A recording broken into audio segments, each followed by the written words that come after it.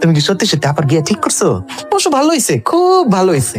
রোজ রোজ ওর লগে আমার আর কষ্ট করে ঝগড়া করতে হইব না। আমি কি রোজ রোজ তোর সাথে ঝগড়া করি? তোমারে যে আমার মায়ের থেকে প্রত্যেকটা দিন আমি বাঁচাই, তার বেলা আর আম্মা তুমি ওরা কয়া দাও আমি তোমারে চাইরা এই বাড়ি চাইরা আর আমার এই বোকা শোকা ভাইটারে চাইরা কোথাও যাইতাছি না। এটা যেন ওর কান দিয়া ভালো মতন ঢুইকা যায়। তোর এই বোকা শোকা ভাই চাইরা আমারে চাইরা এই বাড়ি চাইরা শ্বশুর বাড়িতে যাইতে হইব। আমি সত্যি সত্যি তোর বিয়া ঠিক করছি।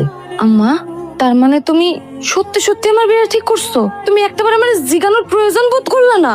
জিজ্ঞেস করি নাই তো, কারণ আমি বুঝি আমার মেয়ে কিসে ভালো থাকবে, আমার মেয়ের কোনটায় ভালো হবে, এই পরিবারটা কিভাবে ভালো থাকবে, সবকিছু আমি বুঝি। সেই জন্য আমি জিজ্ঞেস করি নাই, জিজ্ঞেস করার প্রয়োজনই মনে করি নাই। একদম ঠিক কাম করছো আম্মু, জিজ্ঞেস না করে খুব ভালো করছো। আচ্ছা আম্মা, এখন আমার কত যার লগে বিয়ে ঠিক করছো পোলাটা কেডা? মানে আমার দুলাবাটা কি হইব এটা দেখতে হইব না? মায়ার বিয়ে ঠিক করছি চেয়ারম্যান সাহেবের লগে। এসব তুমি কি কইতাছো? তুমি ওই শয়তান বুইড়া বদমাইশ চেয়ারম্যানের লগে আমার বিয়ে ঠিক করছো? বলো, তুই বুঝছ না আম্মা আমাকে মজা করতেছে? আম্মা সত্যি করে কও না, কার লগে বিয়ে ঠিক করছো? আমি মিথ্যা কথা কই না, সত্যি কথাই কই। আমি কোনো মজা করতেছি না। এটা আমার মায়ের জীবন, আর জন্ম মৃত্যু বিবাহ উপরওয়ালা নির্ধারণ করে রাখে। যার সাথে যার জুড়ি সেখানে তার বিবাহ হইবই, যতই আমরা জোরাজুরি করি না কেন, সেটা আটকানো যাব না। তুমি দিলা তো আমার মাথাটা গরম কইরা। তুমি কেমন কথা কইলা আম্মা? মানে ওই বদমাইশ চেয়ারম্যান, ওই লুচ্চা চেয়ারম্যান, ওর লগে তুমি আমার বোনের বিয়ে ঠিক করছো?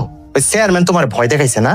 আমি এখন বুঝতে পারছি। আমার আগে থেকে সন্দেহ হয়েছিল, কিন্তু আমি ওই চেয়ারম্যানের কোনো কথায় পাত্তা দিই নাই। কিন্তু এখন আমার কাছে মনে হইতাছে ওর কথায় পাত্তা না দিয়ে আমার জীবনে সবচেয়ে বড় ভুল করছি। আজকের পর থেকে আমি আর এই ভুল করবো না। ওই চেয়ারম্যানরা আমার একটা উচিত শিক্ষা দিতেই হইব। আমি ওরে এমন শিক্ষা দিমু, আমার বোনটার দিকে যেন আর কোনোদিন চোখ তুলা না তাকায়। আইসে আমার শিক্ষাওয়ালা। এতই যদি তোর শিক্ষার জোর থাকতো, তুই এই সংসার চালাইতি, তোর বোনটারে ভালো দেখে একটা জায়গায় বিয়ে দিতি, কই পারলি না তো।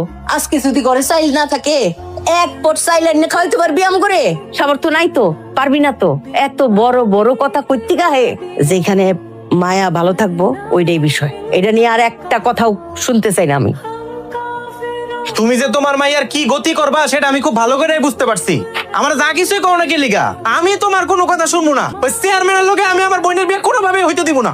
তুই বাড়িতে বেড়ে যা, দরকার পড়লে বাইরে যাবো, আমার বোনটার লয়ে যাবো, তাও তোমার কথা আমি পূরণ করতে দিব না। তুই কান্তাছিস কি লিগা? তোর ভাইটা তো এখনো মজা নেই নেই। আমি বাইসা থাকতে ওই চেয়ারম্যানের লোকে তোর বিয়েটা হইতে দিব না। কান্দিস না, চিন্তা করিস না।